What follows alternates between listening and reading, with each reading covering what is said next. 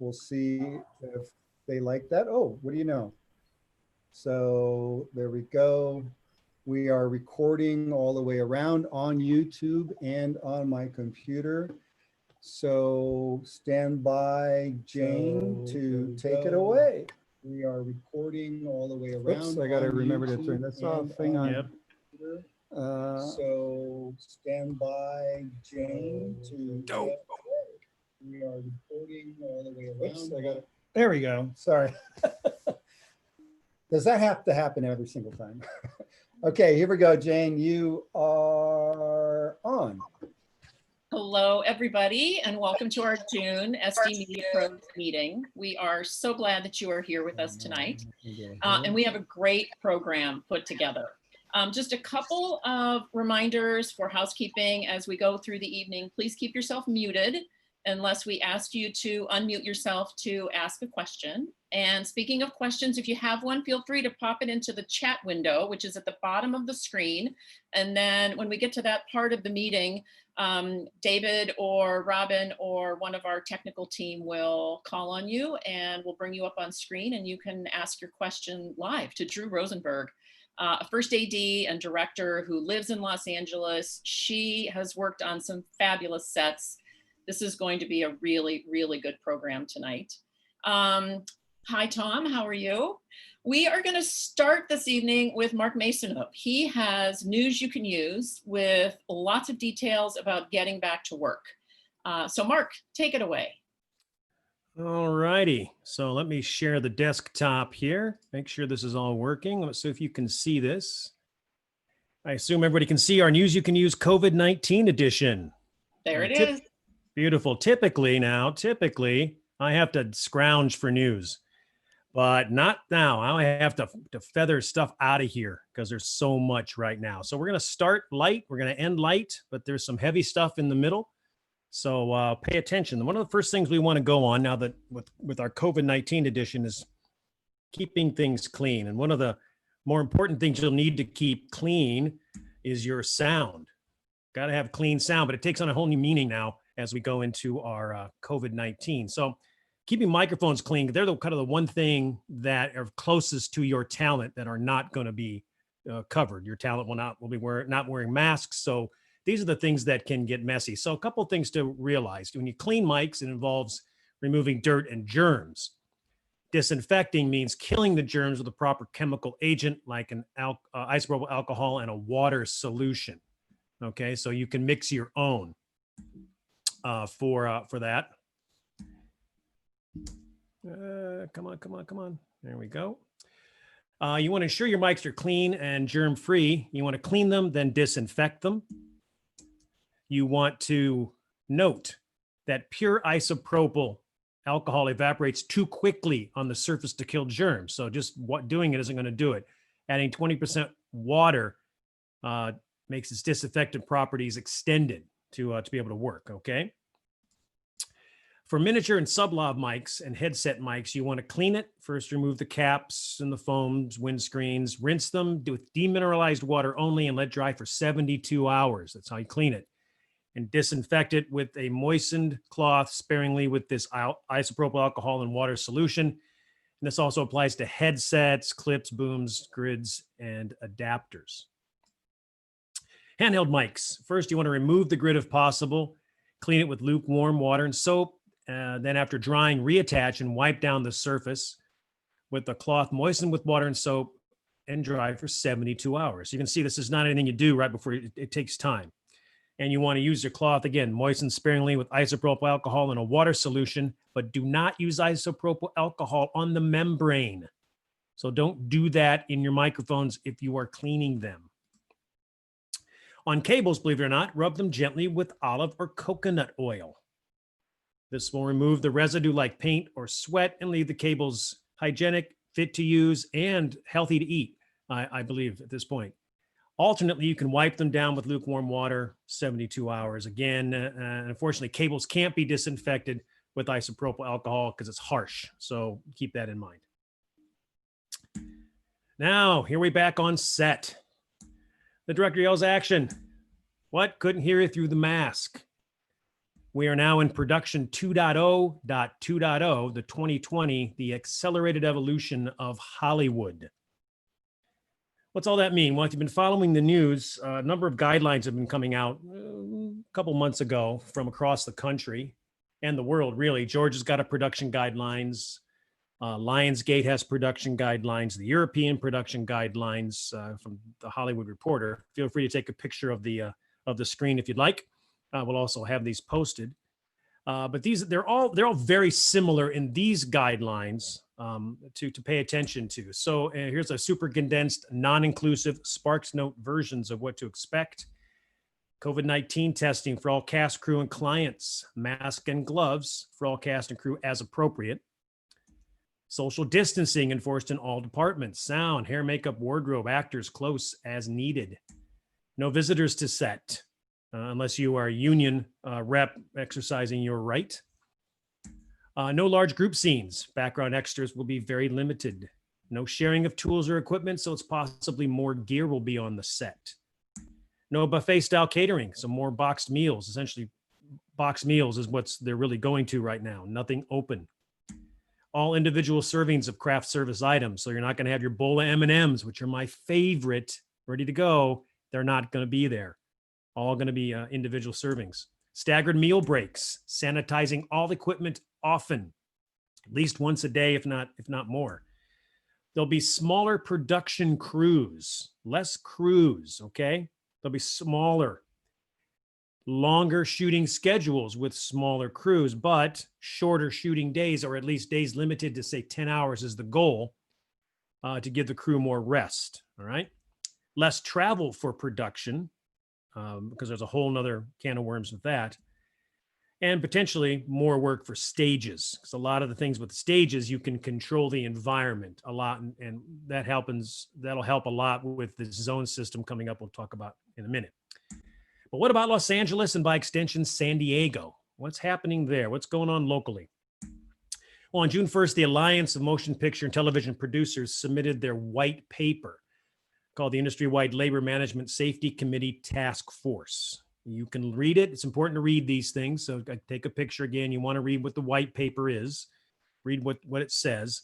And a white paper is much more high level. Unlike the other guidelines released around the country, the white paper for LA was largely above the line, meaning it somewhat steered away from departmental recommendations and made more high-level suggestions surrounding testing, PPE, hand hygiene, and the disinfection process. So that's really where it was going. However, the report did make one markable suggestion. Each production should have a designated and trained COVID-19 compliance officer.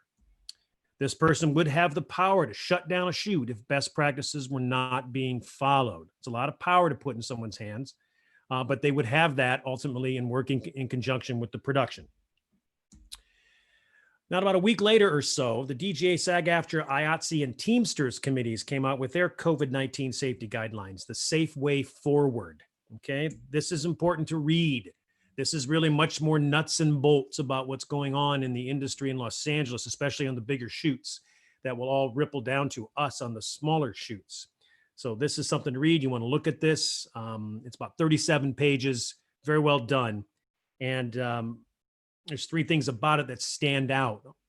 First, it's extremely thorough on its approach to COVID-19 testing, citing statistical models that were built specifically for the industry. In a nutshell, you will be tested at least once a week and within 24 hours of call time.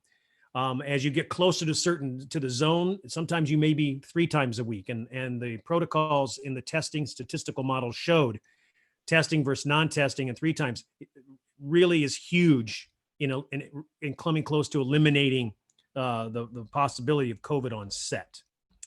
It features a 3-tier zone system surrounding production, zone A, B, and C. Zone A is essentially the set area where the actors are working, the cameras, the sound, the lights, everything kind of happening in the set area is essentially zone A. Zone B, the supporting areas, the trailers, the trucks, offices, catering, staging, vehicles, anything that supports it, the video villages, those types of things are zone Bs, and then zone C is the rest of the world. And a HSS, a health safety supervisor, which was the COVID-19 compliance officer in the white paper, and the team will work checkpoints between the zones to ensure you have passed the necessary tests to be there. And Drew will address more of this in her presentation, but this is the outside in. As you come in from where you live to arrive, you're tested, and then you move into zone B, zone B, and then if you have to, you go into zone C with tighter and tighter testing protocols as you get closer to the action. So that's really what's going on with this. You have to follow these guidelines. They're critical to keep our work going. Shoots are happening in San Diego, and we've all seen pictures of shoots with masks and without. So, but we all have to follow the guidelines, no matter how uncomfortable or slow moving. But how serious is it? SAG-AFTRA just pulled its actors from a project in large part because the project failed to comply with LA County health orders and SAG-AFTRA protocols in connection with COVID-19. So this happens. Things were not right. Granted, it was a Scott Baio movie of the week. Okay, maybe not a big thing, but it still got shut down and people's work was affected. And it's becoming apparent that actors are most at risk because of their need to work closely and unprotected with other actors, as SAG-AFTRA has found out. In fact, to keep actors safe, as soap operas restarted production, the love scenes were forbidden. They were shooting in these funny angles and long lenses to try to compress the action so it looked like one was really close to the other, and there were no slow love scenes and nothing, but the fans weren't buying it. So what happened? Well, you got to do what you got to do. So turns out blow-up dolls are keeping the show's sex scenes as titillating as ever. That's correct. For the bold and the beautiful. This is quoted from the folks at the production. We have some lifelike blow-up dolls that have been sitting around here for the last 15 years. We've used for various stories, like when people were dead, says Belle, but we're dusting off the dolls and putting new wigs and makeup on, and they'll be featured in love scenes. Yes. The glamour of Hollywood. Yes, yes, yes, yes. We all wish we were there now. I'm sure that's true. But when you think of all this, I want to point you to what is all changing. And it's a very insightful read on our changing industry. Get a picture of this. Brandon Plants had sent a link, I believe, on his site. So it's important to look at this. Very, very good read about how production is changing, how everything we do is changing, and kind of where it's going. So I want you to be able to read that. Take a look at that. It's very insightful for our industry. Now for something a little lighter. Bum, bum, bum. Trolls World Tour in theaters, but not April 10th. Anybody know what this has to do with anything? She's excited, but you know who wasn't? The AMC theaters and NBC Universal, though NBC is probably a little more excited. And what's going on here? Well, in a nutshell, there are currently 75 to 90 days exclusive on movie releases for theater chains. That's what their deal is. And AMC is the US and world's largest movie theater chain. And Trolls World Tour was to open in theaters in AMC April 30th, but became a no-go with COVID. So NBC Universal then released the movie as a digital rental for $20, which wasn't bad because they made $100 million in 3 weeks on the movie. Not what you'd make in a movie theater, but really pretty good for a direct-to-digital. Well, they were very excited. So CEO Jeff Sell said, hey, all new movies are going to be released simultaneously to both homes and theaters. But no, screeching wheels on that. The blindsided by the news, the AMC CEO Adam Aron said, nope, my circuit, my movies are going to refuse to play any Universal releases in its theaters. Well, what's it all mean? Well, kind of this. A total collapse of release windows would likely be disastrous for both distributors and exhibitors, but that said, there's zero chance in the post-pandemic world that theaters will still get movies for the traditional exclusive 75 to 90-day period. Those days are over. So things are going to go more to digital because it's been proven on this pandemic that it kind of worked. Now, granted, everybody was home, not as many things to do. So those are things to take in consideration, but it is moving. Here's where the articles came from. It's certainly something to pay attention to. Because in addition to our industry changing and how we make movies, how they are distributed is also going to be upended as a result of this. And this is another great article on Medium on Prepare for the Death and Rebirth of Hollywood. Something certainly I encourage you to read. Another really interesting read and take on what's going on. So we're all looking for work, but I have a new business opportunity I'd like to discuss with you. It's not Amway, but it could be. It's very new. I want to see if I can get you in on the ground floor of this. What is that? What do you say? What would you want to do? That looks like C3PO who kind of grew up, or R2D2 who got a long neck, you know? Well, what's going on here is it's a Xenix. It's a UV disinfection technology. Confirmed effective against SARS-CoV-2, and we assume 19, called the Light Strike. What's going on? Well, this company's in discussions with Amazon and Netflix, and Blue Bloods has put one on hold. What goes on with it is that it's able to disinfect a large area in a short period of time automatically. It's a disinfectant robot, okay? So you buy one of these, you take it to set, you let it run at night, it disinfects the set, no one's wiping anything down. Bingo, good to go. Not bad. It's only $125,000 to buy. Service is $75 per person per day with a minimum of 30 days and a minimum of 50 team members. So that's $112,500 for one production alone. Okay. Not bad. You could easily make your money back on one production. I mean, it's $125,000 to buy, one production, 112. It's essentially a done deal. So if we're not making this industry, you can certainly get one of these. And that is our News You Can Use COVID-19 edition. Jane, take it away. Fabulous. Thank you very much, Mark. Always newsworthy and fascinating. And that was a great balance of serious and interesting opportunities. Let's just put it that way. Again, thank you, Mark.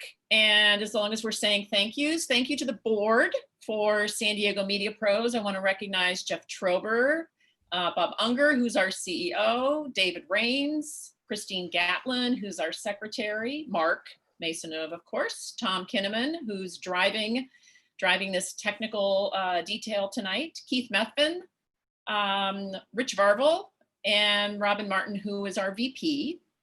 And I don't want to forget Kevin Marty. He is in charge of membership, and Kevin has some information for new members and renewing members. So Kevin, take it away. There you are. Yep. Hello, everyone, and thanks for joining us this evening. I want to tell you that we really value your continued membership and participation with the San Diego Media Pros, especially during these weird and unprecedented times. Tonight, we would like to announce that starting July 1st, we will be reducing our membership dues from $80 to $50. This will begin on the 1st of July and run until June 30th, 2021. So if you've just renewed or just joined, you will be able to get the reduced membership fee of $50 at your next renewal date. But if you have any questions or concerns, please contact me or Jane. And lastly, we would love to hear your ideas about any meeting topics that you may have. With everything going on, we may be doing these virtual meetings for a little bit longer, so we'd love to hear your ideas. So you can email me or any of the other board members. And again, thank you for your membership, your friendship, and continued support. We really do appreciate you all. I just wish I could figure out how to do virtual crapple. Thanks. Virtual crapple. I love that idea.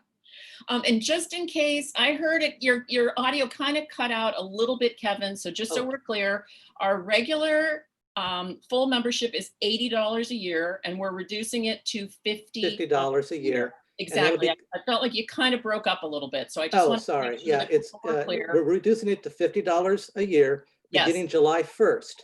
Right. And then that'll go through till June 30th of 2021. And so if anybody just joined just a little bit ago, you'll still be able to get that reduced rate of $50 at your next renewal date. But if you have any questions, just give us just contact us.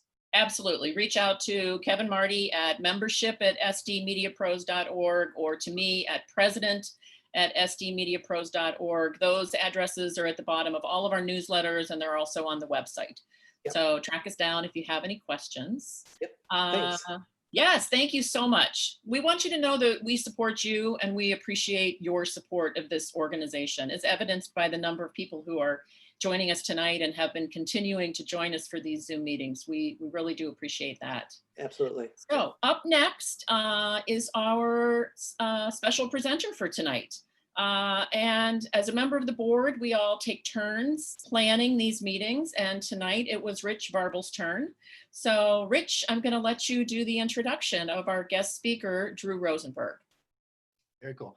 Well, I want to reiterate what Kevin and Jane said. So we really appreciate everyone joining us, and we try to put on very informational events where you can take a lot away from it and use it, you know, in the future and apply this information that you're learning. The guest we have tonight, Drew, has an amazing resume, and I'm really excited to have her on the show. We're really trying to bring in higher profile guests to share their experiences and knowledge. And Drew, if you haven't read her bio, originally from Princeton, New Jersey, graduated Brown University. She was a trained classical singer, which I think is amazing. And but her illustrious career as a first assistant director has been on 6 Academy Award winning films: LA Confidential, Philadelphia, Misery, Reversal of Fortune, Running on Empty, Trevor, and many other films, 5 Feet Apart, Along Came Polly, Ghostbusters, Kings of New York, Friends with Money, and The Bad Lieutenant. So, and Drew nowadays is directing, but she was gracious enough to present, you know, from her vast knowledge and experience as a first assistant director. So we want to welcome to the event, Drew Rosenberg. Hi, thank you. Thank you, everybody. It's been great actually listening to what you've been talking about too, because very wonderful summary of the rules that the DGA and SAG has come up with, the suggestions.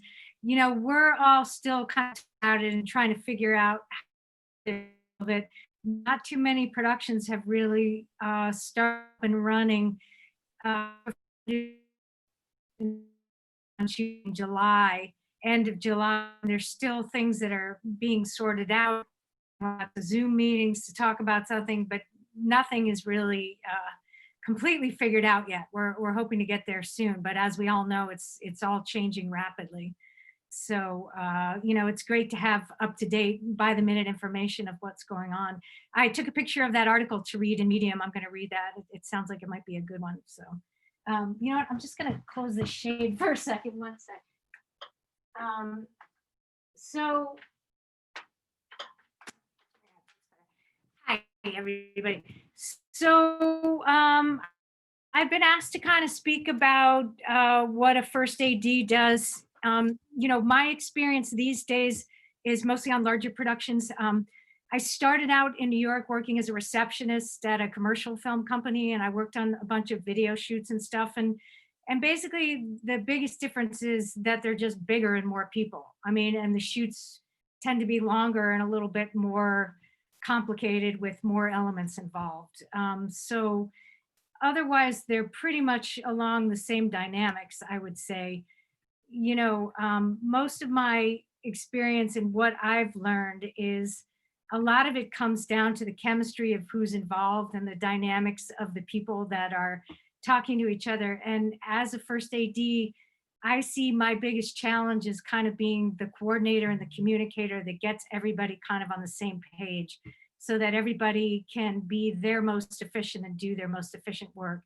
So for me, it's about how do I make things as efficient, as smooth, as clear, and as seamless as possible, which means we can shoot faster, which means it costs the production less money. People go home earlier, they have a better day, and you know, we're all happy about it. So I'll just dive right in. The first thing I put together was just kind of what the DGA's description of the role of the first assistant director is.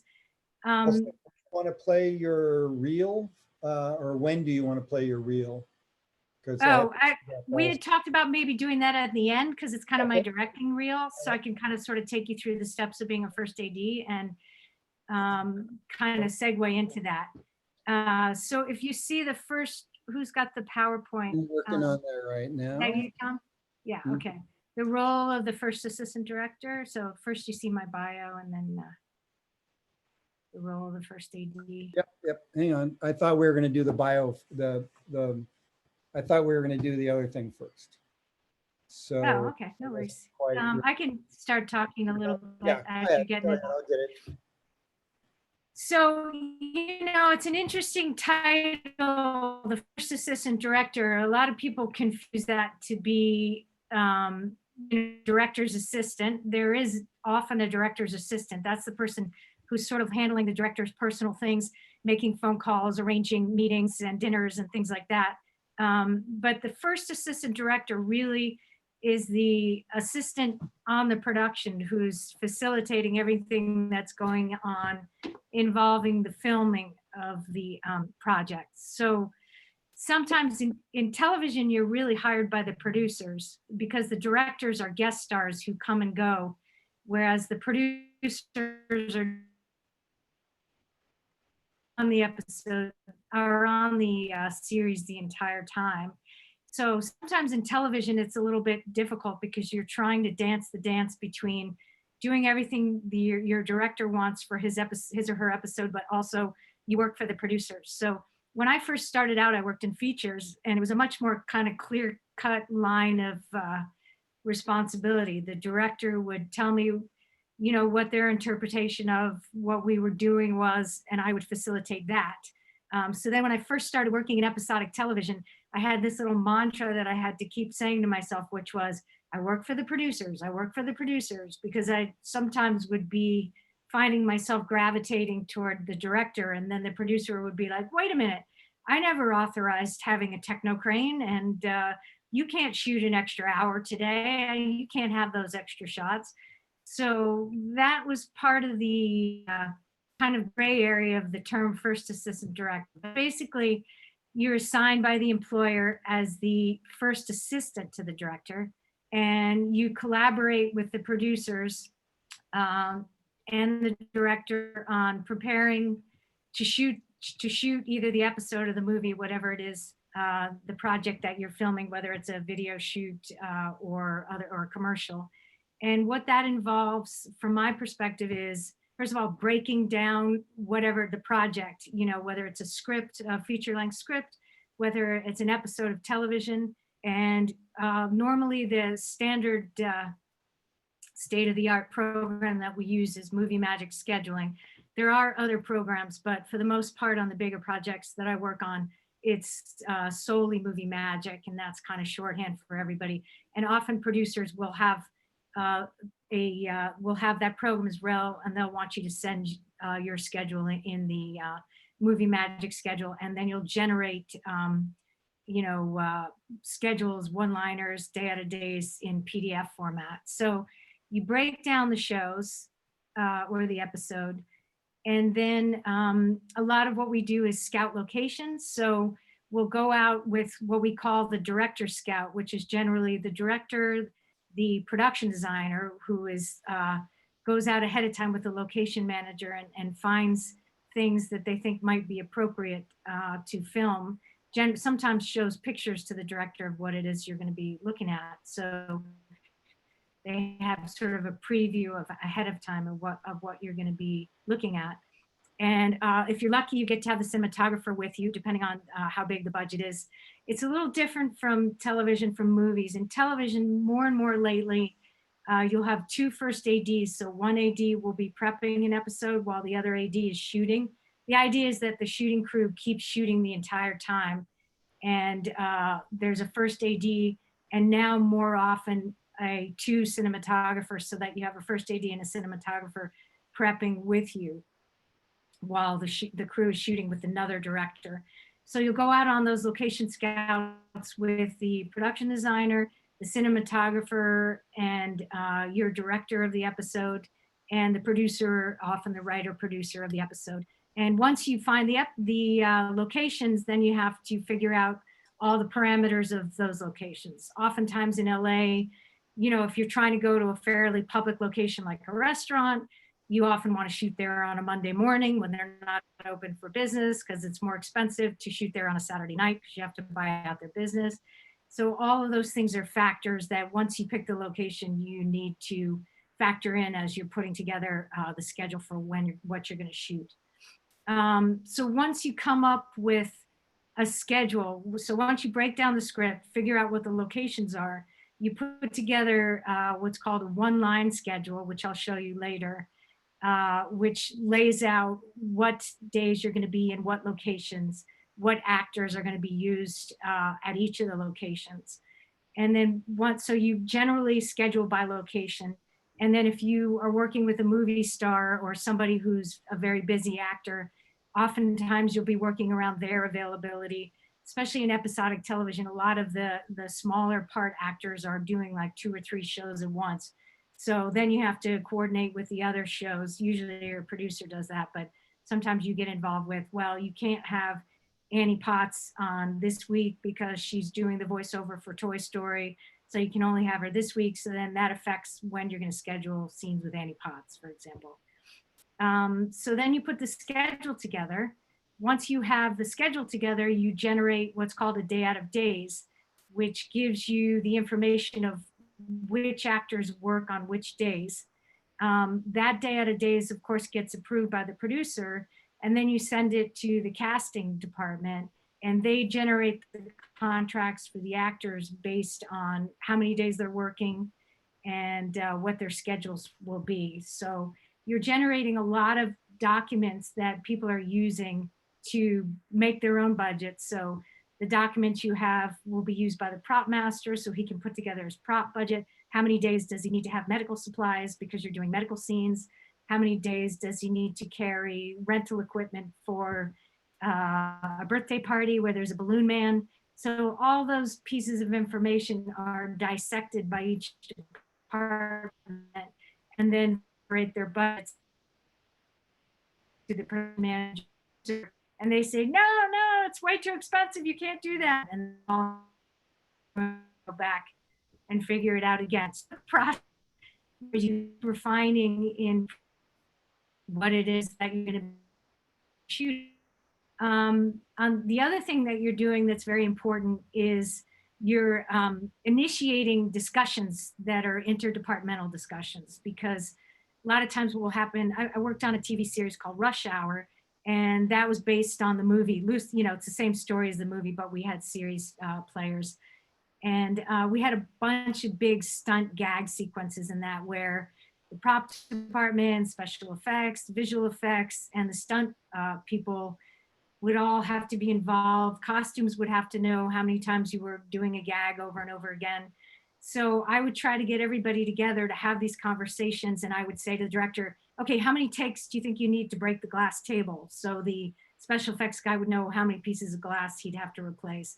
So initiating and kind of identifying these situations for me is one of the most important things that I do, because then we're able to collaborate and get everybody on the same page. So we all know what's going to be happening when we're shooting. We're all clear on what the expectations are. Everything's been approved budgetarily by the producers and the production manager. And then we can, when we get to set, we know what we need to do. Let's see, what else? I'm not So, sure what slide we're supposed to be on, Drew. sorry, during prep, I guess I'm sort of still talking about that. Okay, so that's back. Yeah, I hadn't gotten to the specific We're there. Okay. generated document. So Is it that one, or is it the prior? Is the prior slide? Are we where we're talking scout locations and lead? Yeah, oftentimes, yeah. Go back one more, Tom. Yeah, there it is, right there. Nope, too far. Yeah, there you go. Okay. The other thing that I didn't mention on there is, working closely with the director.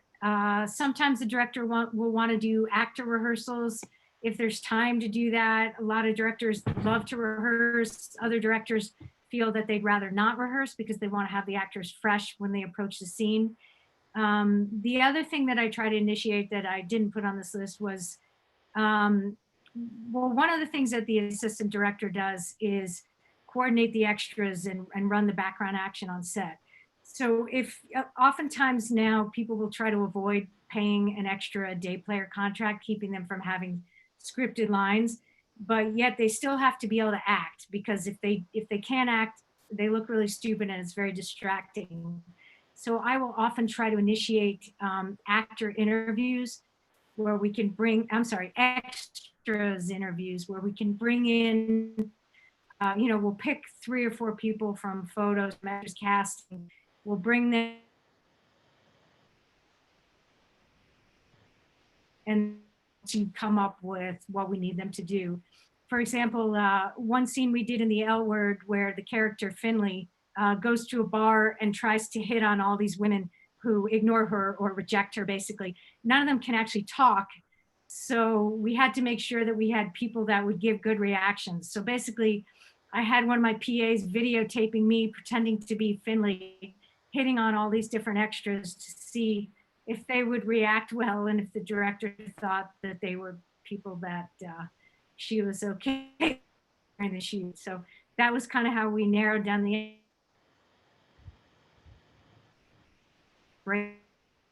lining, once we pick a restaurant, eat at that restaurant to make it look full. How many waiters? Do we need bartenders? Is it a fancy place? Do we want busboys or maitre d's? And refine the end as well. So then extras casting, we'll work with an extras casting company. Often it'll be casting. There's other who our extras will be. And then I'm a big fan of period pieces. I've done a lot of those. So if we're working on a period piece, we'll have to pre-fit most of our extras. So I did a show called Good Girls Revolt, which takes place in 69 and 70. And all of our extras had to be pre-fit. So they would come in and they'd get sized. And, often some of them were recurring because it was about a news magazine. So we had a core group of like 25 employees at the magazine, and they each had their own sort of little cubby with different costumes in it that when they came in, they would have what they needed to get changed into. So, and then then I would work with the makeup artist and our hair head to figure out how they wanted their hair to look when they came in, whether they wanted to come in curlers. 1969 had a very specific hair look.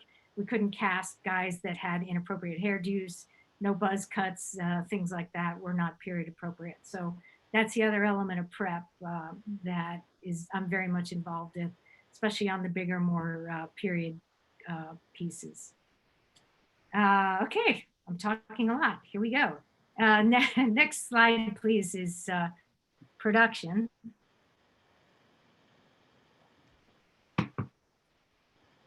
Okay. During filming. So what happens during filming is we'll plan out what our shooting schedule is. I'll show you some of those documents later, but I'll do a very detailed shooting schedule, which is also generated by Movie Magic, which talks about what elements we'll need on which days, what extras we'll need, what actors we need. Transportation also uses that to figure out, what they need trailer-wise. Catering uses that to figure out what the head count is of how many people they're going to be feeding. So we have this great plan. It's all organized. I'll do a one-line schedule and I'll actually put times on it because I have to look at sunrise, sunset, if we're doing a dusk shot or a night shot. When we have the time, the cinematographer will tell me what time of day they like to be looking in different directions because the light will look better. So those are things I always keep in mind when I very carefully put together my schedule. Then what happens is weather. So we find out it's going to rain, or sometimes we find out that it's going to be a day that is going to be very windy and we're up. Then we have to sort of have a fallback plan organized so that if we have to go a cover set, we're doing shooting and some of the places down south, lightning was a really big factor at certain times of the year. So if change a schedule, a day shoot necessarily, but there were a lot of shows that worked on movie and we were outside. We literally would have to stop filming for like 20 minutes a day. So we're on the set, we've created a call sheet that tells us what we're doing. My second AD generates the call sheet and I work with him or her to make sure it's got all the accurate information that everybody needs. The call sheet will also have safety bulletins on it. If we're working with condors, if we're working with cranes, if we have rain effects or anything like that, there'll be safety bulletins specifically designed to those specific things. The studio, generally the studio that we're working for will generate those safety protocols for us and then we'll post them with the call sheet. There'll also be a map with a call sheet of where we're filming, where the crew parking is, where the trailers are, so everybody has an idea of where they need to show up. Then we get on the set. Generally, we'll rehearse with the director and the actors and figure out basically the blocking for the scene. The director usually has a general idea. Now, I was reading in the safety protocols just released for our guild that they're trying to discourage us doing those kind of rehearsals. They want the actors to be able to come to set ready so that the crew can already go ahead and light it and everything is set. So they don't have to have too many people on set moving things around, but that's still something that's evolving. I winced when I heard that because oftentimes actors will come in and change the blocking or want to do something a little differently than what was planned. So that's a little bit of a snafu in terms of trying to be organized and saving time, but we'll see. I mean, generally, I think we're all on the same page. We all know that certain things are going to have to change. So then the actors, so we'll rehearse, then the actors will go out and finish getting ready. We'll set, the lighting crew will tweak the lighting, we'll set the cameras with, we'll use stand-ins who will mimic the blocking that the actors did, and we'll set the dolly shots, the cranes, whatever it is that we're working with. And then I'll say to the DP, can I go in now and play with my background? Because I don't want to have background actors on the set when they're lighting or hanging things in their ladders on the set. So then the DP will say, yeah, you know, you go ahead, it's safe to go in. So we'll go in and work with the camera operators and set the background action to camera so that it looks great. And again, that's something I take a lot of pride in, trying to make that background action, you know, not distracting, but enhancing the story that we're telling, especially if it's a period piece. Because when you're working with period, when you're doing period pieces, I think cars, you know, period cars and background actors acting sell the story of what you're trying to do. Of working with cars, sometimes background actors will have period, hire them to bring a car with them, and the older it gets, reliable the cars are. There's great cars in Los Angeles, 60s, 70s, 80s and up. But once you get past that, you really have to have the transportation department bring the cars in. Vehicles from the transportation department are much more expensive. They're upwards of $1,000 to $1,200 a day because they can't be driven. They have to be brought on flatbeds, and then you have to have either transportation drivers driving them or they're parked somewhere. So you want to try to get vehicles from background actors if you can, but then you're taking the risk that sometimes they break down and we're run out of gas. So it's something you just have to kind of navigate. You try to find the most reliable people.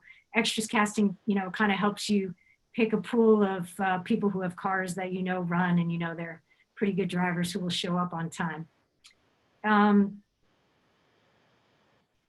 So then once we're dialed in and rehearsed, well, first of all, I should say the first thing we do when we get to set is have a safety meeting, which is when I kind of, I supervise the meeting, but I'll oftentimes bring in other heads of departments to talk about what we're going to be doing. So, you know, I'll talk about where the exits are. I'll talk about the scenes that we're going to be doing, where we're going to be filming.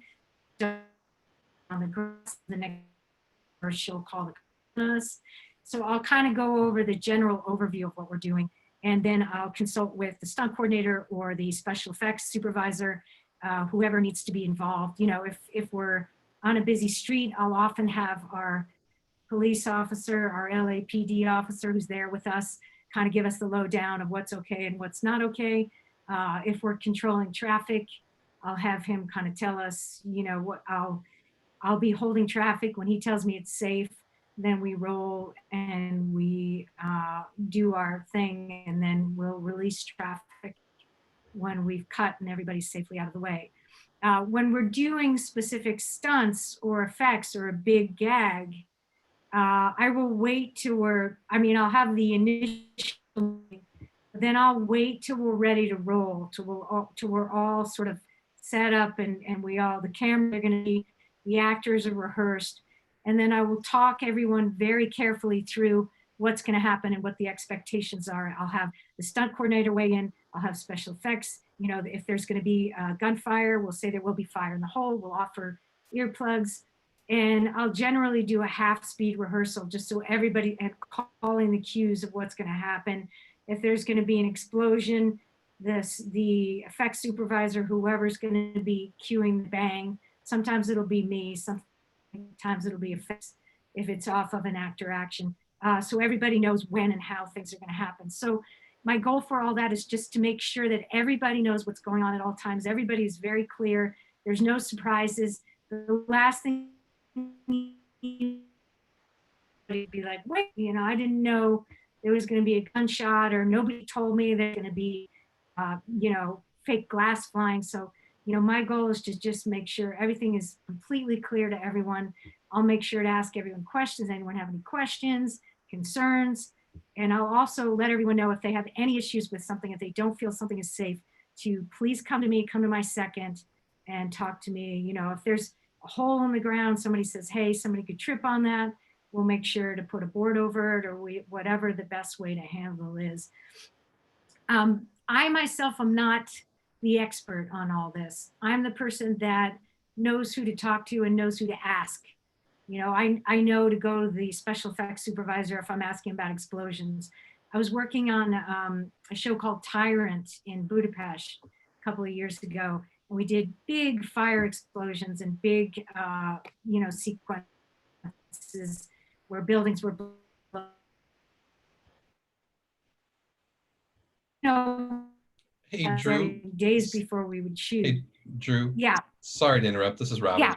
Yeah. Your audio is dropping out a little bit. So what might help with that is if you stop your video, and then that way all your bandwidth will go to your audio, and then we can just see your slides. Okay. Perfect. We can hear you. So hopefully that'll help. Is that better? So far, so good. Okay. So hopefully that'll help things out. Thanks. Okay. Where did you lose me? You were just starting to talk about the shoot in Budapest. Okay. So we were shooting in a bombed out Arab village, which we built in a sand quarry outside of Budapest. And there were a lot of, we had basically a military come in and bomb out the village. So there was a lot of fire, a lot of explosions. And we pre-tested everything ahead of time so we could determine the level of how much fire, how much blowing up we wanted to do. But on the day of filming, I have to rely on the special effects coordinator to tell me where actors can be to be safe, to tell me how loud the noise is going to be. I have to go to the experts to keep me in line with that. When you're filming in Europe, they have an armorer who's solely in charge of weapons. And we used a lot of machine guns on that shoot. And I had never fired a machine gun before. And the armorer in prep insisted that I fire a machine gun. And I was like, oh, no, thank you. I'm a pacifist. I really don't need to do this. But he insisted. So I started firing the machine gun, and it was like the biggest thrill of my life. I started shrieking. It's like this powerful gun that's in your hand, just like going. I mean, not that I am saying anybody should be firing machine guns, but it's like this incredibly powerful tool in your hand.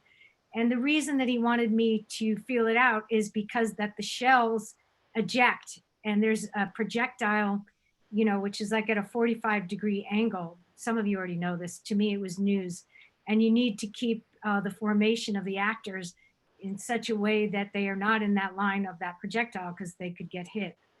So there were things like that I have to rely on the experts to talk to me about. And I just always ask questions. I just, I don't hold back with that, because I feel like it's a matter of life and death. So it's something that I always will insist on. And there was one scene in particular that we were shooting at sunset, and we were losing the light.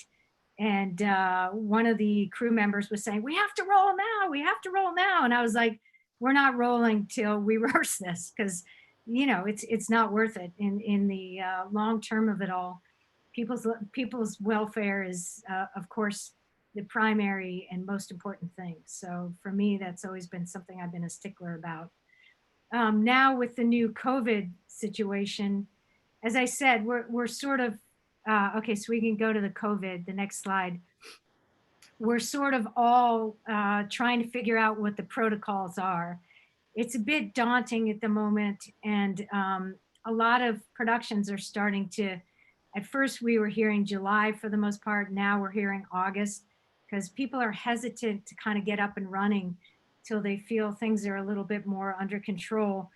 I recently had surgery, and the morning of the surgery, they gave me a COVID test and we got the results in 10 minutes. I had had a prior one the week before, but in my mind, that was like, wow, if we can have more of that around, if people are able to test and get results, that would be just instrumental for us on the set. I mean, there's talk now that basically everyone's going to show up and get tested, and that will be included in work time.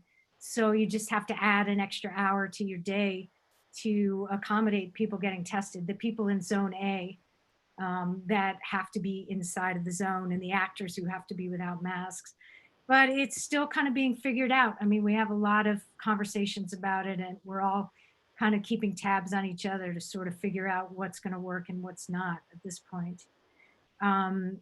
There will be security, added security on set to kind of enforce all this so people don't get sloppy about it, because people have to not get sloppy. You know, I love the idea that there'll be shorter hours, because I think people do get tired at the end of the day, and that'll make it easier for people to stay alert. Are you hearing me okay, guys? Is this working out? Yeah. Yep, it's been much Okay, better. great. Thank you, Jer. Okay. Hi, guys. Hello. So then I just had some sample documents to kind of show you guys.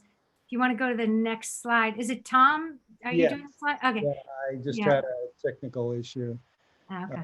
happen. So for some reason, sorry, No worries. there you go. And Yeah, so the next one after that. yep.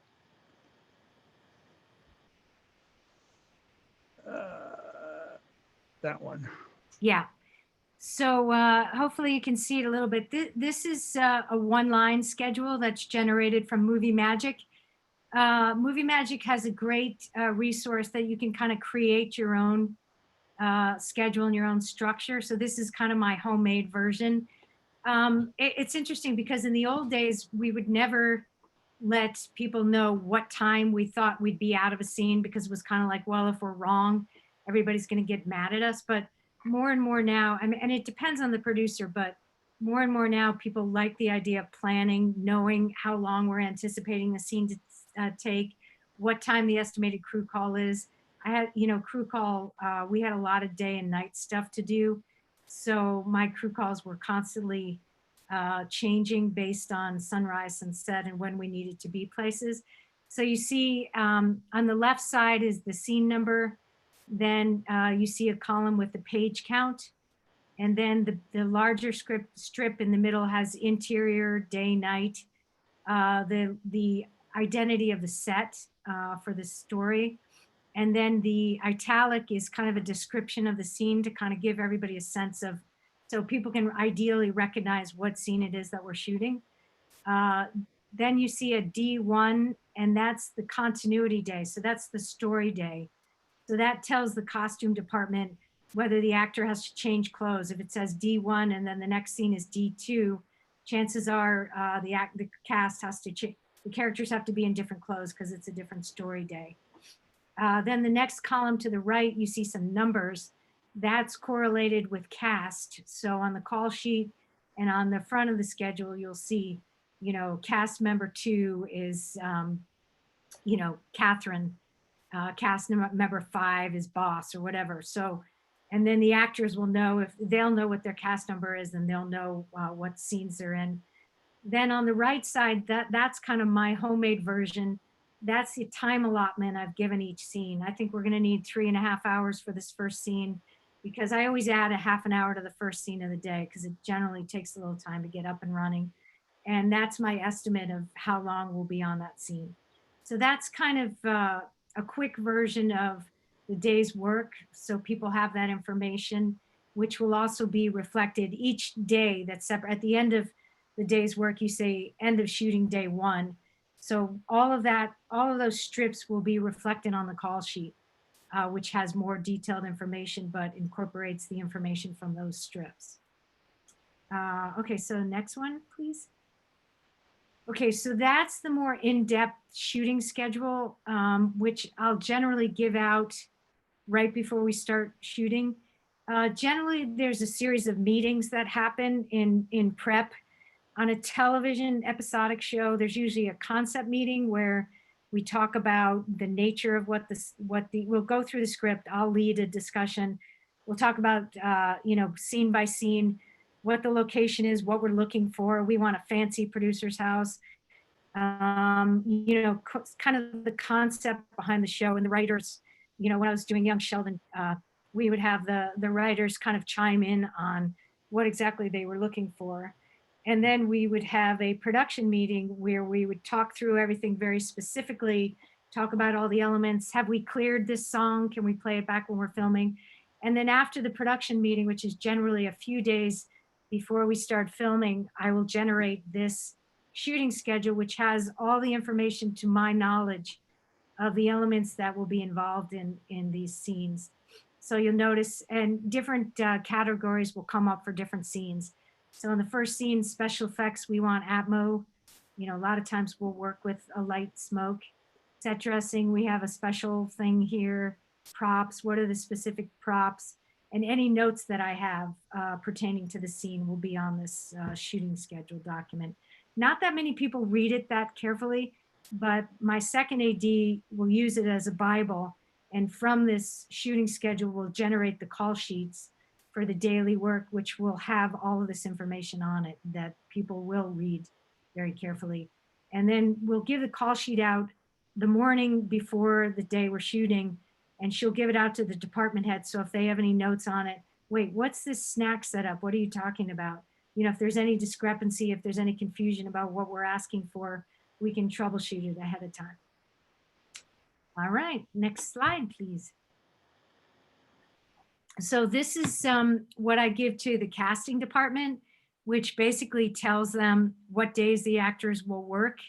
In episodic and in feature world, actors are on continual days. So if they don't have, consecutive employment, it's called. So if they work one day, they work the second day, but then they're off 2 days, you still have to pay them for those intervening days unless there's a total of 10 intervening days, in which case you can do what's called drop them and pick them up. So contractually, you don't have to pay them for those intervening days if there's 10 or more.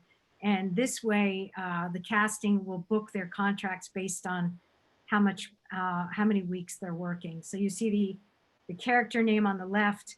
On the top, you see the shoot day and the date of the shoot day. And casting can kind of gauge the information and then generate the specific dates to give the actors, agents, or managers so they know when they're going to be asked to be on our show. All right, next slide, please. So this is sort of the top and bottom half of a call sheet. Different call sheets have different structures. Basically, it's up to the producer how they want the call sheet to look. I believe that too much information gets lost. So this call sheet's a little dense. I try to streamline it a little bit, but basically you see the scenes that are being done. You see the actors involved in the scenes identified by their cast numbers. And then if you go down toward the middle on the left, you'll see cast. And then you'll see the name of the actors. And then you'll see their characters. And it'll say what time they're being called to hair and makeup, what time we expect them to be on set. My second AD will talk to makeup, hair, and costume to figure out how much time they want. Give us an hour and a half to get Jennifer Beals ready before you need her on set. So my second will kind of coordinate that with the people involved in that. Sometimes the prop master will be like, can I have 5 minutes with Alicia to work on this hand prop I need her to use, just so she has time to practice using it. So these are the kind of things that we coordinate. And then the call sheet basically is given out. A lot of people walk around with this during the day. They have it in their pocket. I think the new normal is people are going to have it more on their phones or on tablets, because we're sort of, trying to discourage people from carrying around too much paper. That's going to be a hard one for me to get rid of, I got to tell you, because I put my notes all over it, but I'm working on it. They have scriptation and stuff like that, so you can put notes on it. But this is kind of the Bible for the day's work. Next slide, please, Tom. And then this is the back of the call sheet. I've removed the names, but this is another second AD friend gave me this. So it has the, on the left, you'll see the category, the work category, and then it'll generally have the person's name, who's the director on the episode. My name will be under first AD, and you'll see the call time there. And the production managers will use this to check time cards as well. So whatever's been approved by the production manager and the producer, what their in time is. This is also a document that can kind of track when these people are being called to set and what their time was, their report time was, and that's their work time. Okay, next slide, please. So this is a sample of an extras breakdown. This is also a document that I change around depending on how complicated a show is. And, sometimes I'll break it up by specific scenes. If different extras, actors or background actors are being used for different scenes, they'll have to change over. So I'll carry one background actor from one scene to another. But Young Sheldon was pretty easy and straightforward. So this is my second AD generates an Excel program that totals up automatically. When you're working with SAG, you have a requirement of a number of SAG actors, and that after you've reached that minimum, you can then use non-union actors. So, and then the production manager generally wants to know roughly how many hours you're going to be working with these people to help them budget how much the extras how much we're going to pay for extras. So you'll see on the left what day it is, the scene numbers, the location. Then you'll see a breakdown of the extras that are being used, the hours that I'm approximating that we're going to be using them, which I calculate based on my one-line schedule that has my hourly breakdown on it. Then it says SI is stand-in or photo double. When we're working with kids, especially on Young Sheldon, we always had a Young Sheldon photo double. So if we were shooting from behind, we could use the shoulder of another child because Ian Armitage had to go to school as well as starring in the television series. So when he wasn't on set, he was either going to school with his tutor or taking a rest time, which he also needed. Being a 10-year-old boy, he needed to get some rest. When you're working with young kids, I'm sure most of you already know this, but you have strict hourly requirements of the maximum number of hours you can work children. I was watching the Judy Garland movie with Renee Zellweger, and there's scenes when she was Dorothy in Wizard of Oz, not Renee, but a younger version. And that poor child was worked 16, 17 hours a day and given amphetamines to keep her awake, which just was appalling to me. Nowadays, we have great safeguards for children, and I'm happy to support that and make that part of our process for the health and livelihood of our kids. Also, just a scheduling note, when I work with kids, generally, if they're under 11 or 12, in general, they do better in the morning. They tend to get tired later on in the day. Now, Montana, who plays Georgie in Young Sheldon, he's now 16. So he actually did fine later at night. He was actually better at 6 or 7 at night. But in general, when I'm working with smaller kids, I find that they're sharper in the morning, and I try to do their hardest work in the morning. I mean, I'll always talk to the parents and our tutor to kind of get their sense on it. But you have to kind of keep that in mind for sure when you're working with kids. And, it comes into play when you're, not that kids are animals, but when you're working with animals too, there's kind of a general ebb and flow of when the best time to work as and when people are going to be at their best, whether it's kids, whether it's crew, whether it's animals, whether, you know, it's all something that I factor into figuring out how to structure our days. All righty, next slide, please. So, you know, just a little of my background. As I said, I grew up in Princeton, New Jersey, and then I moved to New York after I went to college. And I started out as a commercial receptionist at a commercial house, and then I ended up getting on set. I worked on a television series called Hometown, and I was recommended by the first AD to the second AD on Woody Allen's movie Radio Days. Hate to say how long ago that was, but so that was my first big job as a production assistant. And we were on that movie for 7 months. It was incredible. Those were the days when Woody was in his heyday. And if he didn't like a scene, we'd go back and reshoot it. I remember we did this huge scene in a big performance on a military base. And after we were finished shooting, Woody didn't like the color of the backing against the stage. So we went back and reshot the whole scene. Those days probably not going to happen so much anymore, but back then that's what we did.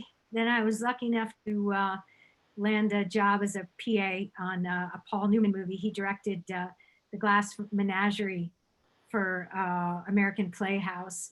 And I got to sit in on rehearsals, bring people coffee.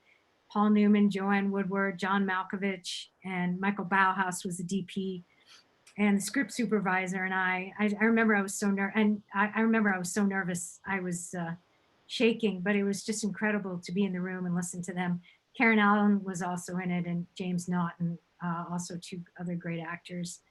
Then I got my days as a PA to become a second AD. There's also a trainee program, but I never applied to the trainee program back then. So I started working as a second AD, and I worked on the movie Jonathan Demme directed Philadelphia, which was one of the best experiences of my life. Jonathan was a mensch. He's passed away, but that was a life-changing experience for so many reasons. Jonathan insisted that we film in an active AIDS clinic back in the day where there was no cure for AIDS. And I remember being really afraid and really uneasy about the whole thing. And we went in there and started working, and I met all of the patients that were there, and they became my friends. And it just really personalized the whole experience for me and changed my whole attitude toward the AIDS epidemic and what was going on. So I really wanted to thank Jonathan for that. And Ron Vaughter was one of our leads in that movie, and the studio refused to bond him because he had AIDS.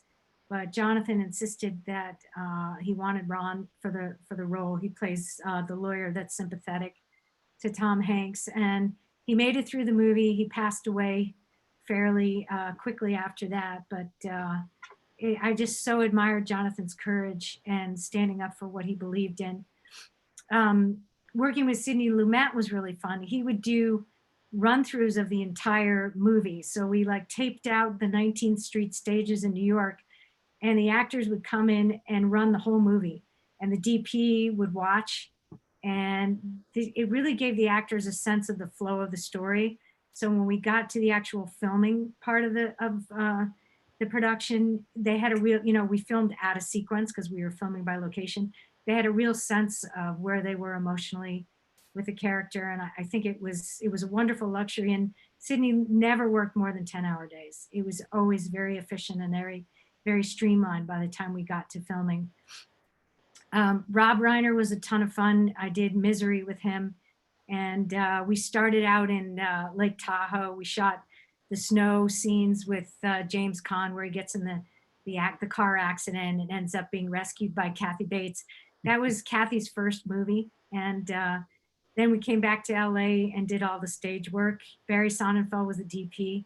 He was a real prankster back then. I think he still is. I haven't seen him in a long time. He directed a lot of the Men in Black movies and is doing a lot of work these days. I also did Reversal of Fortune with Barbet Schroeder, which was a lot of fun also. Then I moved to LA. No, so my first movie as a first AD was The Bad Lieutenant for Abel Ferrara, which was definitely a good one to, hard one to break in on. It was a very challenging movie. Harvey Keitel. Abel was a bit of a lunatic, a very lovable lunatic, but he was a bad drug addict back then. He's since cleaned up his act and is still making great films in Europe for the most part. But that was kind of trial by fire back in New York. Abel was really fearless, and he would just go in and shoot. You know, we were told we couldn't shoot in Grand Central Station, and he just had Ken Kelch, our DP, just strap a camera on his shoulder, and we just said, he said, Harvey, come on, let's go. And he just took Harvey, and we just started walking through Grand Central and filming. And that was kind of Abel. He was a fearless filmmaker. So then I had a kid, I got married and I had a kid, and I started working in television because I wanted more of a stable lifestyle. You know, television shows are much more, you know, you have a schedule, you know, when you're on holiday. Movies are kind of up and down and not as consistent. You work with one director and you don't know when their next project's going to be greenlit, or they're waiting for an actor. So I started working in episodic television and have been there ever since. And now television is fabulous. There's all sorts of great stuff being done. I still work as a first AD in television, and I also make a bunch of my own little indie films. I just made a short called Amy's Gift that I'm going to be starting to show at festivals, and actually we're going to be showing it at the Valley Film Festival next month. With it stars Danielle Savory, who stars in Station 19, which is the spinoff on Grey's Anatomy. And you know, I was on a show for Reese Witherspoon's company, Daisy Jones and the Six, when COVID hit and we had to shut down. And Nikki Caro was the director. She directed Mulan, which hasn't come out yet. But we were told a couple weeks ago that we're not going to go back up and running until January of 2021 because it's such a big, complicated show. It's a big period story, loosely based on Fleetwood Mac in the 70s, Stevie Nicks' story. Daisy Jones is a best-selling novel. It's a great, great series, but it's going to be postponed for a while. So here I am today. I think, oh, do I have more slides? Yeah, I think there's, oh, so, you know, one other thing that I thought would be helpful, John Badham, who I've worked with before, who I adore. I don't know if you know who he is. He directed Saturday Night Fever and Bird on a Wire.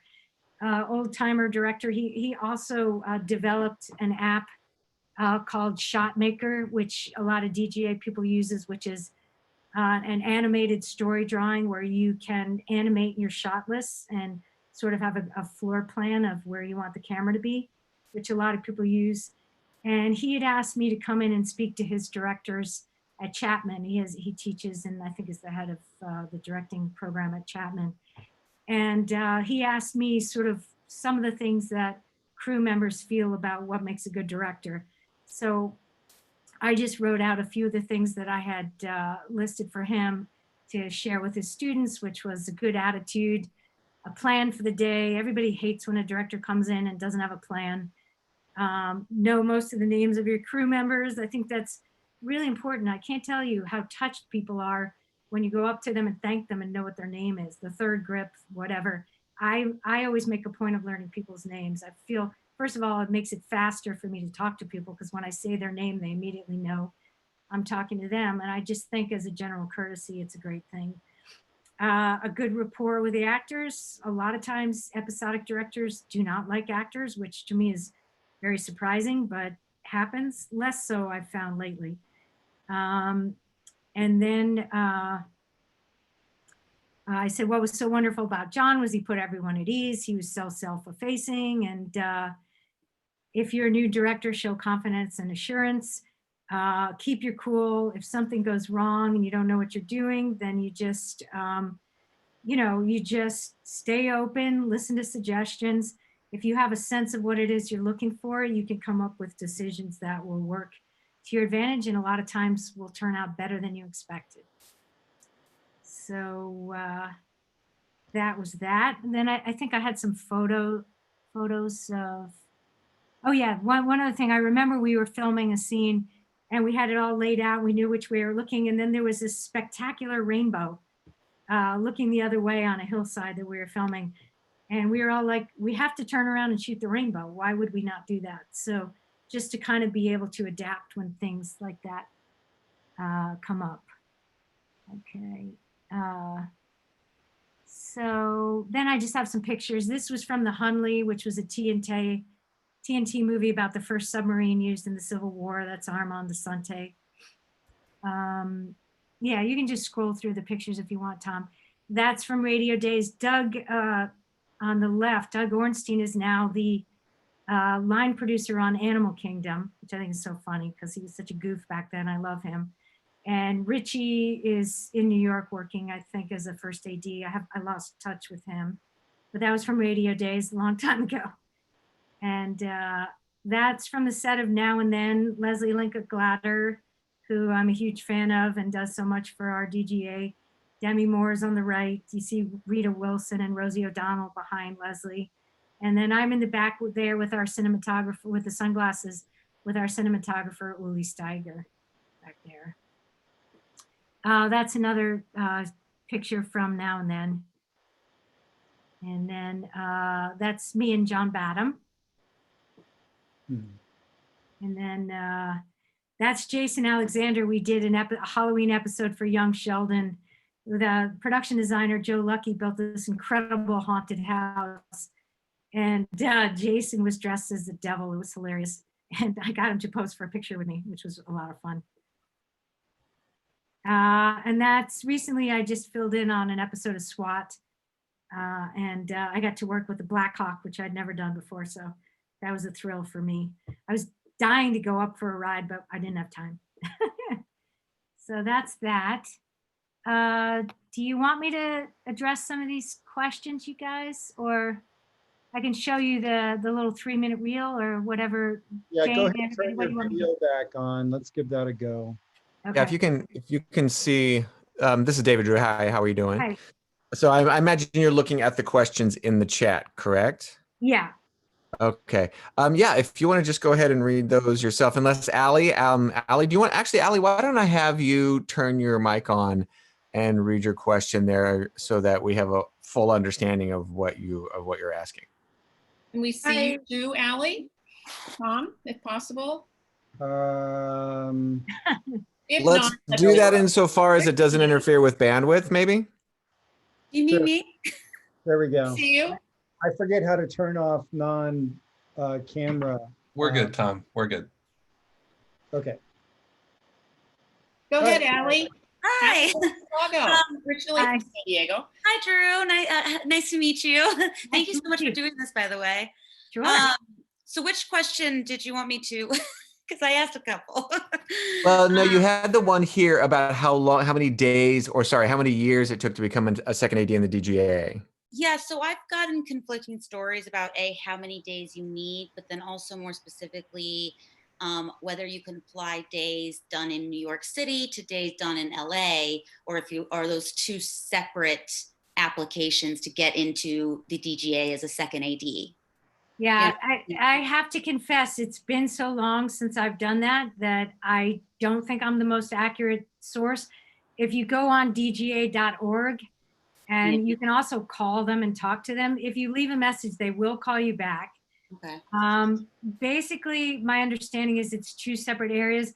When I worked on Misery, it used to be 350 days as a PA, but it's probably changed. When I worked as a second AD in New York, they hired me to do Misery, which was in Lake Tahoe. And then I didn't have enough days. You had to have a certain number of days before you could work in Los Angeles. And I didn't have enough days, but then my producer called the DGA and said, this is our second AD, we want her there. So sometimes if you're requested by a producer, some of that can be flexible, a little bit flexible. Sure. I found that it's a little bit more strict when you're just going by the rules, but if you're on a specific show, it's best to have somebody, campaign on your behalf. That seems to help. For sure. Okay, great. Thank you. What's next? We had a question from our own board member, Rich, who asked who on your team handles obtaining permits And have you encountered any issues with any shoots regarding permit problem? Are you talking about location permits or which kind of? I imagine so. Rich, do you want to clarify that? Yeah, permits in general, because I know, especially in LA County, they watch permits very carefully. So it just seems to always be a topic that comes up. So I wanted to inquire if you had any stories regarding permit horror stories. Oh yeah. Well, generally on the bigger shows, we have the location. The location manager goes on scouts with us. I'm sorry, I left that out. The location manager and the production manager find the locations together, sort of pre-scout them, usually show pictures. Like on Daisy, they would show Nikki Caro, our director, a bunch of different location photos. And then she would say, I like this, I hate this, I like this. And then whatever she liked, we would go out and see. The location manager will check with me about, do we need to use atmosphere in this location? Are you going to be firing any guns? So some of the permits have to do with what you're going to be doing at the different locations. I remember when we filmed The Bad Lieutenant for Abel Ferrara, we did a rape scene in a church, and Abel did not want us telling the location that we were doing that. So we snuck it, which nowadays, I mean, we should have gotten in so much trouble, but we ended up getting away with it. That's an unofficial story. I mean, basically, when you're on a studio show or a bigger budget show, you get the location permits ahead of time. And if a lot of what we run into is a lot of the neighborhoods in Los Angeles won't let you film after 10 p.m. unless you get signatures from the neighbors. So you need to pick your locations early enough so that the location department can send out a bunch of people to canvass the neighborhood and get them to sign off on letting you work till midnight if that's what you want. On the L Word, we were filming in Silver Lake a lot in these sort of dense neighborhoods, and we had a lot of night work to do. So there were a lot of signatures involved with that. Generally, the location manager will give me the heads up if there's a cranky neighbor or a troublesome neighbor, and we'll try to steer clear of areas that could give us a hard time. The nice thing about Los Angeles is the police force that we work with are retired police officers that are hired by the production. In New York, as of a few years ago, I'd have to double check that that's still true. You just basically get assigned city cops.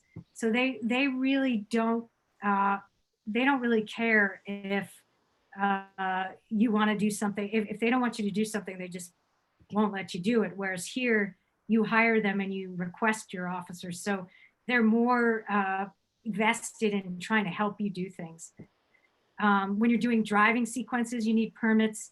When you're doing what we call ITC, intermittent traffic control, you generally can get permitted for a 90-second hold. So, we'll get ready to roll. I'll roll, I'll slate.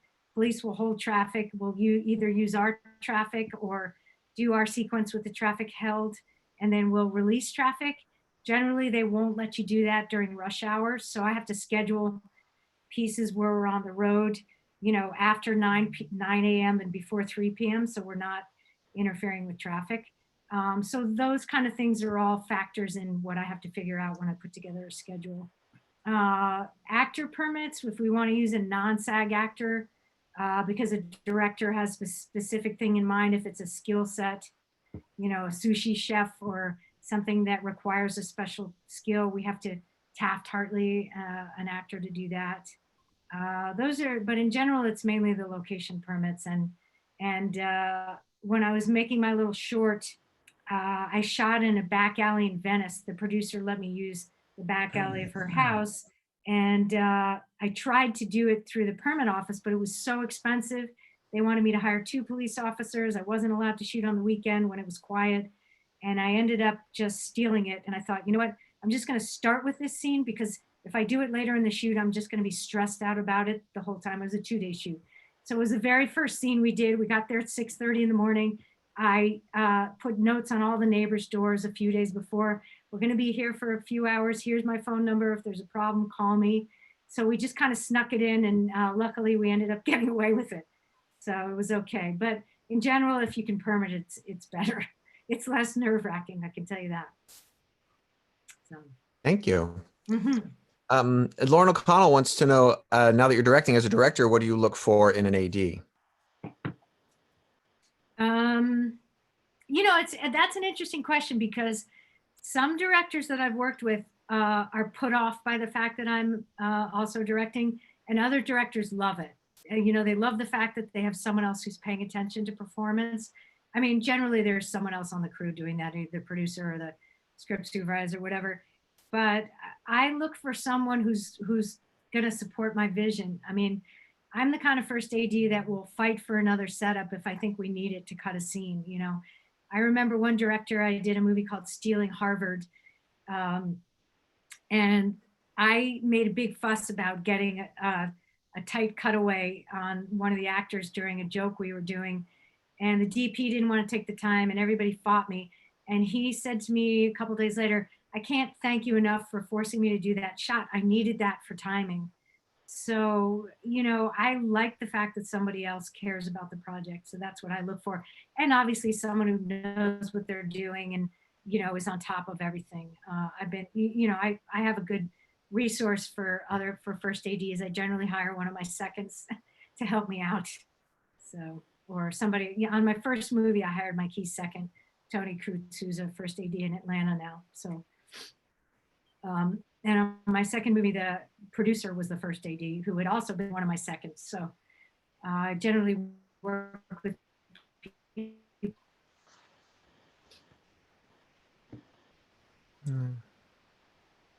We lost you there for a second, Drew. Yeah, it looks like we. Am I there? Oh, there. Yeah, you're Okay. back.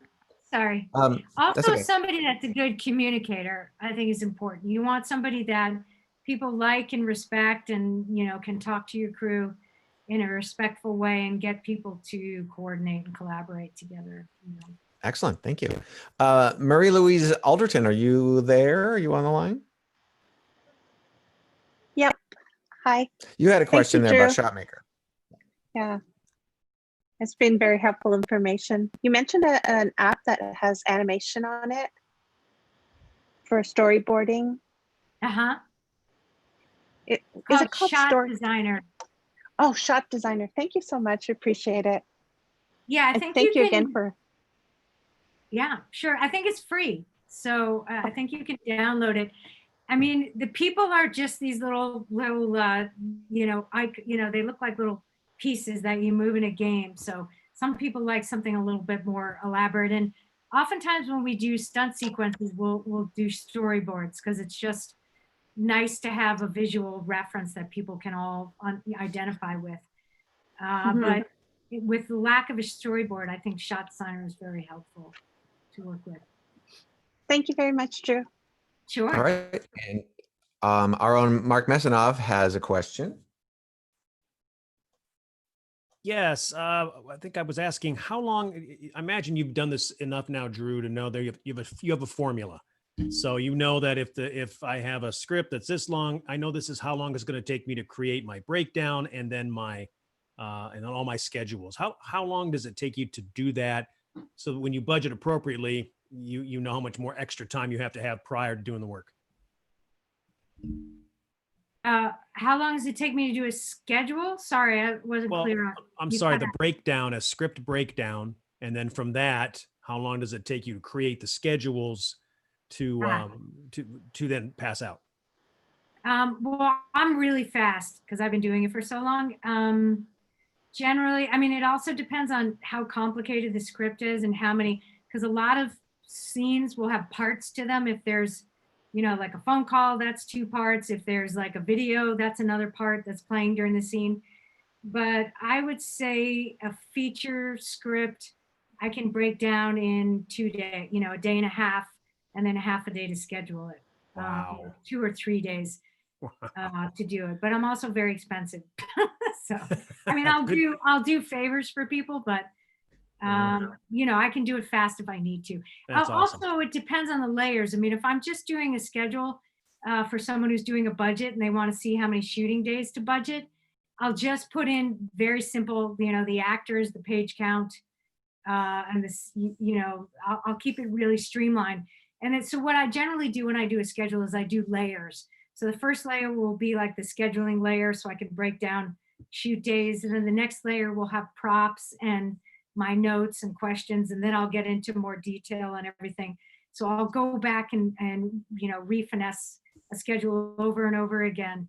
In terms of a schedule, I need to have information about the location. A lot of times it depends on, oftentimes what I find often is that there are a lot of scripts, especially in episodic, where there are very short scenes, like scenes that are under a page. So they'll ask me like, what locations can we combine? Like what, and I'll work with the location manager. I'll be like, well, can you try to find a pharmacy next to a restaurant so that we don't have to do a company move? I'll try to group scenes together that reasonably I think they might be able to be found together. Or, if there's, often I'll say, can you find us a big house and we can dress Sally's bedroom in this room and then use the backyard for another location. So, the less company moves you do, the less times you have to leave a location. Obviously, the more efficient. And that's one of the other things that being brought up with COVID is really discouraging company moves in the middle of the day. Yeah. I mean, on L Word and some of the other shows I was working on, we would do like 2 or 3 company moves a day. That I think is going to be really difficult. Yeah, to do. Yeah. Okay. Thank you. Mhm. Thank you. And Dan Cheatham, are you online? You had a question about shooting in Europe. Oh. Yeah, I'm still here. Hi. I work in Europe, and I was wondering if you could speak a little bit about coordinating a film shoot in the United States that's to be shot in part in Europe. How, sort of like the procedure, and who were you working through to make sure that the arrangements on the ground when you actually got there were in place? Right. Well, I did a movie in Ireland called The Seventh Stream. And then I did Tyrant in Budapest. I'd like to work more in Europe, but once I had my son, who's now 18, I didn't want to be that far away. Now he's going off to college, and then I'll be able to travel again, which I'm actually really looking forward to. But often what we'll do is we'll have a supervisor coordinator on the ground in that country who has worked with other US film crews. There are some producers there's a guy in Budapest that a lot of people used, who people trusted and knew. And so a lot of it goes through him. When you're working in a country that's a different language, I was actually pleasantly surprised in Budapest. Well, our cinematographer, Attila Szalay, spoke fluent Hungarian and English, so that was huge. But the key grip and the gaffer also spoke English. And it's interesting because I was a little uneasy about going there as a woman. I wasn't quite sure how they were going to respond, an Eastern European country, and there's a woman in charge. I found that the keys were all very gracious and great. The ones that didn't speak English and I didn't have as much interaction with would sometimes look at me in a funny way when I would ask people to do things. But I generally just worked with the keys, and I actually had a very good experience there. Generally, you don't bring that many people with you. So, if it's a bigger budget show, I think you're able to bring more. On the shows that I work on, which are kind of more medium budget shows, generally it's the producers. We had a production designer who was Brit. We had a lot of people come from England to work on Tyrant. And in Ireland, the only Americans were myself and the producer, and the production designer lived in America, but he happened to be British. So you really rely on the people that are on the ground there that have done this kind of thing before to be sort of your point people when you're working overseas. So. Excellent. And to follow up on that, Jeffrey Lehman had a similar question about shooting in Europe. Are you there, Jeffrey? I'm here. I just had to start up the video. Am I on? Yeah. When do you decide to shoot in a foreign destination versus trying to mock it up in the US or across the border in Canada or Mexico? Right. Good question. Nowadays, a lot of bigger action shows are shooting in Romania and Hungary and some of the Eastern European countries because the stunt players are not SAG, so they're much cheaper. So like in Budapest, we had like 35 stunt players, but none of them were Screen Actors Guild, so they were way cheaper.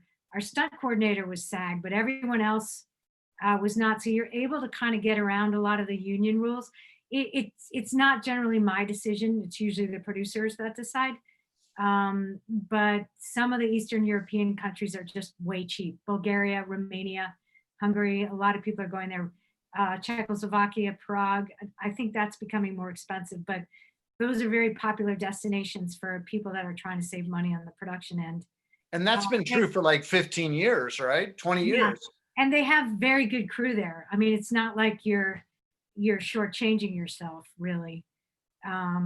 So that's, that's a bonus for the, producers looking to save a buck. In England and France and those countries, I think it may be comparable to the US, but I don't know that for a fact. So I couldn't really speak to that. Ireland, we went to Ireland to shoot the Seventh Stream because it was a story that took place in Ireland. And we shot 2 hours north of Galway on a coast in the northern end of Ireland. And it was just spectacular. We had a wonderful experience there. So I understand Ireland, but I imagine with the BBC and all their money that it'd probably be more expensive to film in London and environs. Oh yeah, I mean, incentives are changing too. I mean, producers tend to go where Brazil is trying for people to come there and film. I mean, obviously with COVID now, they're a little bit different, but I think people look for those deals where countries are investing in the film business, and that's why they want to go there. I'm actually developing a movie that I'm directing about a girls' soccer team, and our producer is talking to some people in Brazil about coming there and shooting. The opening sequences take place in Brazil. Awesome. That would be really fun. I hope we can do that. I love Brazil. All right. Thank you very much. Kevin Burke, are you with us? Yes, I am here. You had a question. Yes, actually, hi, Drew. You actually answered partly my question about scheduling. So if you don't mind, David, I'm going to do a bait and switch and ask a different question, which is your pre-production always different for feature films, or is it more of a wash, rinse, repeat? I'm asking that from the standpoint of someone who's worked on below micro budget productions, where a lot of different positions are still getting footing. So sometimes I've got a producer who's doing a script breakdown, or sometimes I've got a DP who's telling me, how long they're going to take for a scene. Is that the case for you as well?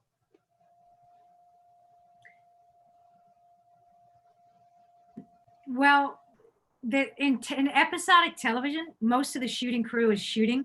So the prep is a smaller group of people. If you're lucky enough to have a prepping DP, I work like for the Daisy Jones, the show I'm doing now for Reese Witherspoon's company.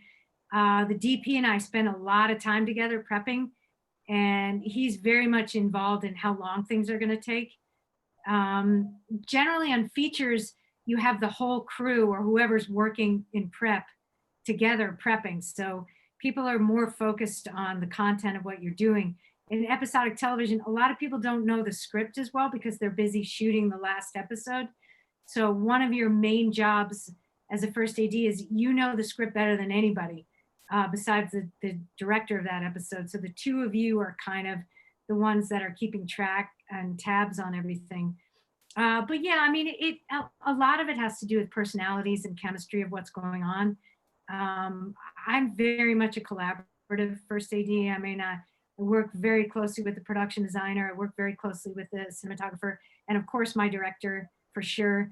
One of the things I try to do when I have a guest director is figure out what their orientation is. And some directors were cinematographers, some directors were actors, some directors were editors.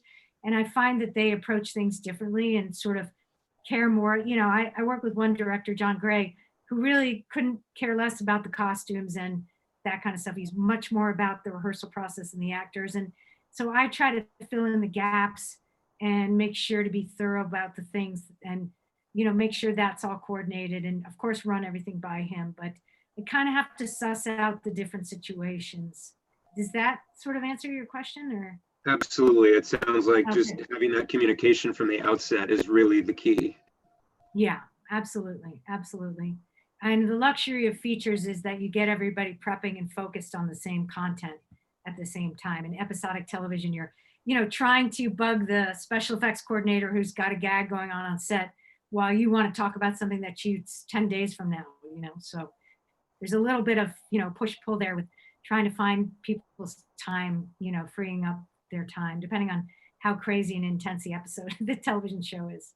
Some are way more complicated than others. So, yeah. Awesome. And I think we had one more question from Allie.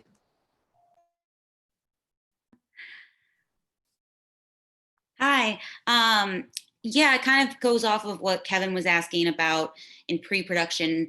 How frequently, when you're holding production meetings, which department heads do you want to make sure that you get to that cover that has a chance to speak up about any questions or notes they want to take? And to kind of also go off of that is which department heads do you want to make sure are communicating with each other Right. that Right. you need to kind of be facilitating? Right. A big one for me is the costume department, because a lot of times they get left out of some of these stunt discussions and things like that. And it affects, if they need 3 outfits versus 2, if we're going to be spilling a pasta bowl on somebody, they're going to have to change their clothes. So my key people that I'm always very closely connected to are costumes, the camera department. I'll generate lists with the cinematographer of what kind of equipment we need, special equipment, special lenses. Absolutely. The production designer and Daisy Jones, we go back to Daisy's house as a child in 4 different time periods, and she has to redress the set for the different time periods. So I spend a lot of time talking to the set decorator about, coordinating and scheduling the scenes in such a way that's more efficient for her. So the prop master is another big one. A lot of times I like to do a separate meeting called prop set deck page turn, where the director and I sit down with props and the set decorator, or not, sometimes not the set decorator, depending on the show. I check with the production designer, and we just do a page turn through the script and get very specific about props. Some directors are like, I want her to have like a brown stapler during this scene. And that way we're not wasting, people have a shorter attention span. You don't want to have an entire group of people sitting there listening to these minutia conversations, but I think they're important to go through if people want to go through them. Most prop masters love those kind of meetings. So I try to do those as one of my separate meetings. I try to do an extras meeting with the director and the producers where I'll bring in the casting person and generate a bunch of photos so I get a sense of what types of people, what's the ethnicity ratio that we want for the show, what's the general vibe of what we're going for here, because people use words but they mean different things to different people. Somebody in a script will write, a writer in a script will write a hip, eccentric, that could mean something very different to me that it means to this 35-year-old writer who's written the script. So I try to have as many visual cues. Prop master will often bring photos of things so we can go over that. I'm a very detail-oriented person, and I always say to my guest directors, I will be as thorough and detailed as you allow me to be. If you lose patience with this process, we'll stop. But as much as I can prep this and organize this, I will. And generally, most of them like that because ultimately it frees them up to have more shooting time. I mean, the whole goal is to just get on set and have everybody know what they're doing and just spend time doing takes and whatever else they want to spend time on. Thank you. That's really, I love that. Be as detail oriented as you want me to be. That's a great way to put it. Yeah. And also anticipate stuff. I mean, in my personal life, it drives my husband crazy, but it's like, I'll be like, well, what do we want to do tomorrow night? And well, what happens if it rains? And he'll be like, I don't know, we'll just figure it out, but in my work, it's very beneficial to troubleshoot everything. Absolutely. So I try to do that, especially now with COVID. It's going to be very busy doing all that. Sure. Well, thank you. That's great. Sure. Well, Thank we you, are Allie. risk Sorry, go ahead, managers Jane. sort of by default, all of those who work in production. Exactly. Yeah, So exactly. we are just about out of time, Drew, but we wanted to show your director's reel. Do you want to set this up for us, or should Tom just roll the tape?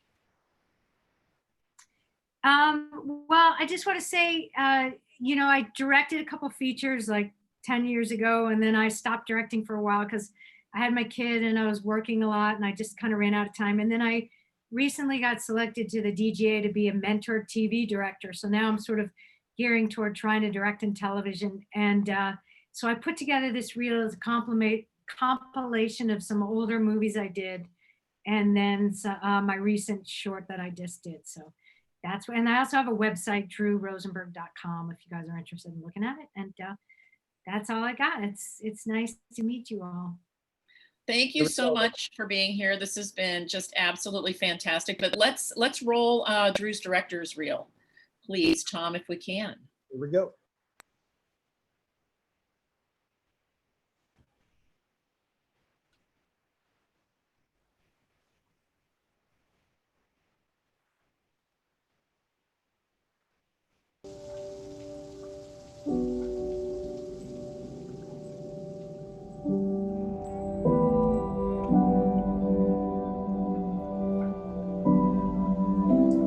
I'm trying. You have been chosen by the prophet to be his bride. Listen, Daddy, no, listen. I don't want to. Listen to your daddy. Trust me. Being hung to death must go away. You won't be free. Heather. No!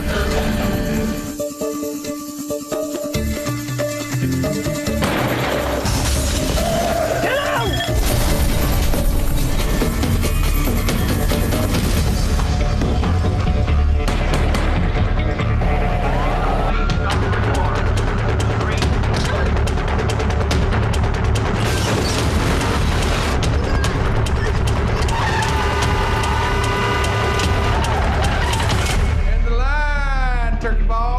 I still think that if you're gonna give a guy a blowjob, you might as well be having sex.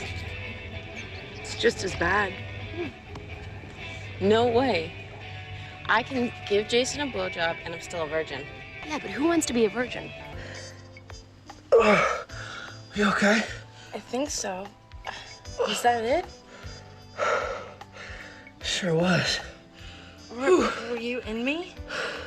The boat's gotta come out. Oh, hell yeah. I'm bleeding all over my damn couch. We can do this. Okay, let's do it.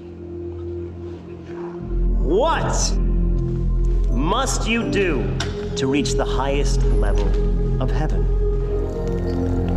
Do you guys want people to know what happens here? I was 7 years old when my father started touching me.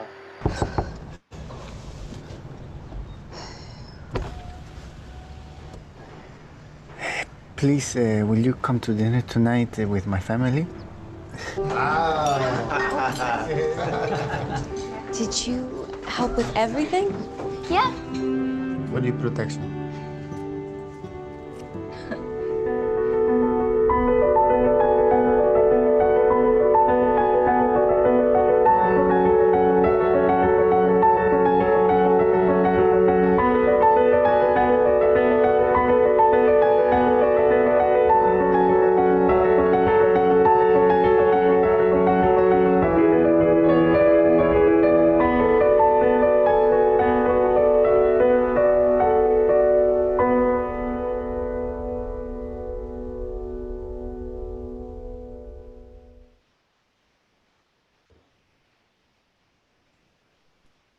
I said, wow, that is fabulous work. Oh, thank you. I didn't see any of it, but I guess you guys were able to see it, right? Oh, yes, I was able to Okay. see it. It does Okay. play a little stuttery on Zoom, but I'm guessing that'll probably be on your website at some point, and we can watch it again. In Yeah, all I'm of still its, tweaking a little bit, but thank you for watching. That's good. Yes, of course. Thank you, Drew, for being here this evening. This has been absolutely fabulous, and we really appreciate all of your insights and perspectives and all the behind-the-scenes stories. So thank you very much for that. This has really been very special to have you join us. Oh, thank you. And if anybody has any questions or anything I can help them with, feel free to reach out to me. I'm happy to help.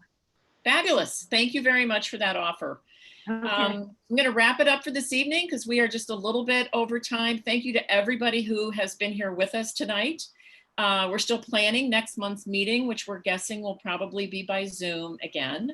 If you have any ideas, anything that would be helpful to you or interesting at this time, please drop a note to me or Robin, our VP, or any member of the board. And we'll see you next month. Thank you for being here. Bye, everybody. Bye. Bye. Thank you, Bye, everyone. all. Bye-bye. Thank you. Bye. Bye, guys. Bye, Tom. There we go. That was good. Okay. Bye-bye. I'm gonna Bye. Sign us off. Good night, everyone. YouTube.